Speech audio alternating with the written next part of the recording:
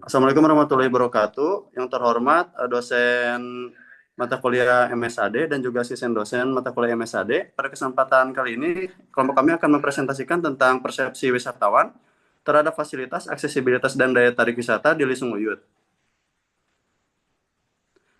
Sebelumnya izin memperkenalkan diri, nama saya Dava Ramdan Mulyana selaku moderator, ditemani oleh rekan-rekan saya ada Ahmad Kintara, Miftah, Rizky Ardana, Esak Jabir, dan juga Salsa. Untuk lokasi studi kasusnya itu berada di Jalan Nyelindung, Desa Cijangkar, Kecamatan Nyelindung, Kabupaten Sukabumi.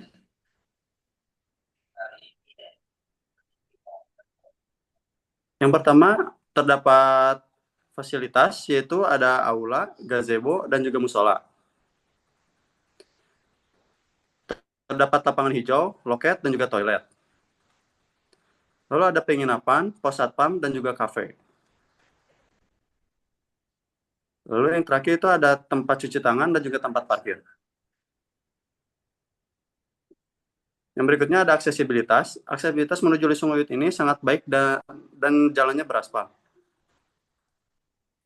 Untuk daya tariknya itu terdapat danau, ayunan menagih, daun bunga go green.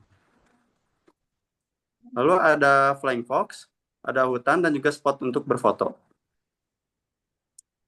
Lalu berikutnya ada data kunjungan yang akan dijelaskan oleh pemateri. Baik, untuk selanjutnya yaitu ada usia yang didominasi oleh dewasa dari umur 19 sampai 59 dan jenis kelamin yaitu didominasi oleh perempuan. Untuk tingkat pendidikan didominasi oleh SMA, untuk domisili didominasi oleh Sukabumi, untuk pekerjaan didominasi oleh pelajar, untuk jumlah pendapatan didominasi kurang dari 500.000. Untuk kunjungan ke Lisung Uyut itu didominasi oleh kunjungan pertama dan durasi kunjungan didominasi oleh 2 sampai 3 jam. Untuk jumlah kunjungannya juga itu didominasi oleh kelompok besar yang lebih dari 5 orang. Untuk fasilitas akan dilanjutkan oleh Rizky. Oke, terima kasih, Mbak Kitara. Di mana kita ada fasilitas aula, aula luas dan nyaman digunakan, yang di mana di sini memiliki hasil dari analisisnya itu setuju, persepsinya setuju, gitu. Untuk kebersihan aula terjaga, itu setuju. Untuk ventilasi dan pencahayaan aula baik, setuju, ada 34. Untuk musola bersih dan nyaman untuk beribadah, setuju itu ada 34, dan yang paling terkecil ada tidak setuju, ada 1 dan 1. Untuk perlengkapan ibadah tersedia dengan baik, itu setuju ada 30 responden. Untuk kapasitas musola mencukupi, itu ada 30 responden yang setuju. Untuk toilet bersih dan terawat, itu ada 29 responden yang setuju. Untuk sabun dan fasilitas cuci tangkap tangan lengkap, itu ada setuju 28 responden, dan air selalu tersedia di toilet, itu ada 32. Untuk kamar penginapan nyaman, itu setujunya ada 33 responden. Untuk fasilitas di kamar berfungsi dengan baik, ada 33 yang setuju pada responden tersebut. Harga penginapan sesuai dengan kualitasnya, itu ada 33. Ada menu kafe beragam dan menarik, itu 31 responden yang setuju. Untuk harga makanan dan minuman terjangkau, itu ada 26 responden yang setuju. Untuk area kafe bersih dan nyaman, ada 35 responden yang setuju. Untuk gazebo cukup banyak dan nyaman digunakan, ada 35 responden yang setuju. Untuk kebersihan gazebo terjaga, ada 37 responden yang setuju. Untuk lokasi gazebo strategis dan menarik, ada 34 responden yang setuju. Untuk lapangan hijau dan luas dan nyaman, ada 29 responden yang setuju. Untuk rumput dan lingkungan terawat, ada 29 responden yang setuju. Untuk keamanan di lapang hijau baik, ada 28 yang orang setuju. Untuk pelayanan loket cepat dan ramah, 30 orang yang setuju. Untuk informasi di loker jelas dan mudah dipahami, ada 31 responden yang setuju. Untuk area parkir luas dan mudah diakses, ada 31 responden yang setuju. Untuk tempat cuci tangan berfungsi dengan baik, ada 31 responden yang setuju. Untuk aksesibilitas akan dibahas oleh Muhammad Esa atau Profesor Besar. Baik, untuk selanjutnya di sini mengenai aksesibilitas. Nah, yang pertama ada akses jalan dan beraspal. Kalau lokasi wisata di sini ada 22 orang atau 22 responden setuju.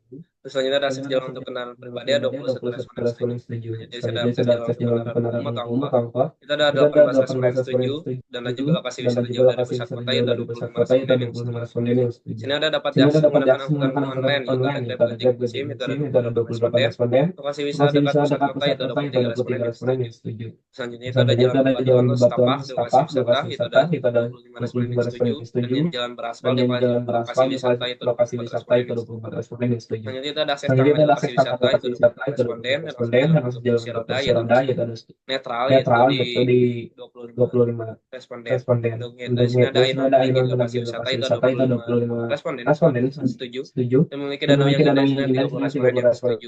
Selanjutnya di sini mengenai daya tarik yang pertama ada memiliki danau yang indah itu 31 responden yang setuju dan baik yang menyenangkan itu ada 31 responden yang setuju. Saya ada piknik lapangan hijau itu 30 responden yang setuju dan daun bunga go green ada 30 responden yang setuju. Selanjutnya sini memiliki pemandangan alam yang indah itu ada 30 responden yang setuju dan camping dengan view bentang alam yang indah 27 responden yang setuju. Selanjutnya sudah memberi makan di kolam ada 29 responden dan banyak spot foto yang menarik ada 25 responden yang setuju. Selanjutnya di bentang alam dan bentang budaya dan budaya yang dilihat oleh pemateri. Untuk selanjutnya di sini ada elemen budaya yang terdiri dari sawah, kebun, dan sungai. Untuk bahasa yang digunakan ini adalah bahasa Sunda yang menjadi bahan komunikasi dalam antar warga. Lalu bahasa Sunda ini di wilayah telah menjadi bagian penting dari identitas budaya yang kuat dan tetap dipertahankan. Bahasa Sunda menjadi alat komunikasi utama dalam berbagai aktivitas masyarakat. Lalu untuk kesenian itu sendiri masih dikenal dan dipraktikkan oleh masyarakat adalah pencaksilat. Lalu masyarakat di Lisung Uyut ini tidak terlalu sering melaksanakan latihan atau pertunjukan karena keterbatasan waktu. Selanjutnya untuk mata pencariannya itu adalah petani padi dan membuka warung di sekitar kawasan wisata Lisung Uyut.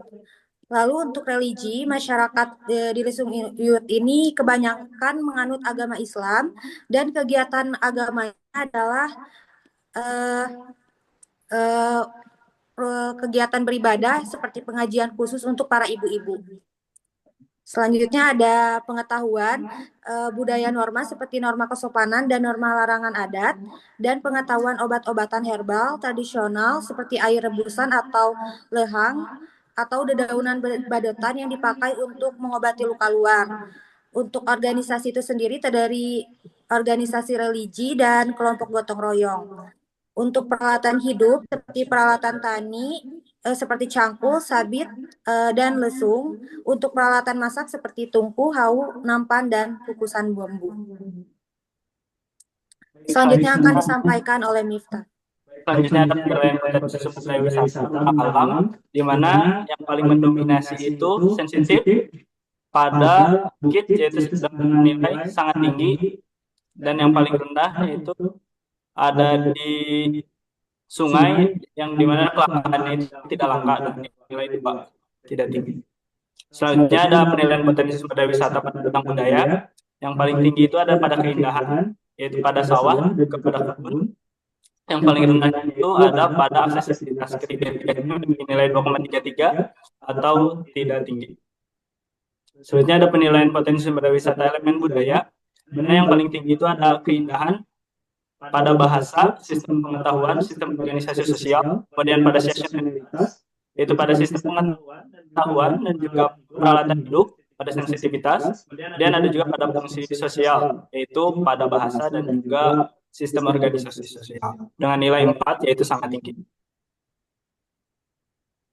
Terima kasih, saya kembalikan kepada moderator. Baik, terima kasih untuk para pemateri. Untuk kesimpulan dari presentasi ini, yaitu wisatawan yang memberikan persepsi terhadap fasilitas aksesibilitas dan daya tarik wisata, serta bentang alam, bentang budaya, dan juga elemen budaya memberikan nilai-nilai dengan skor yang cukup tinggi. Sekian presentasi yang bisa kami sampaikan. Terima kasih sebelumnya. Wassalamualaikum warahmatullahi wabarakatuh.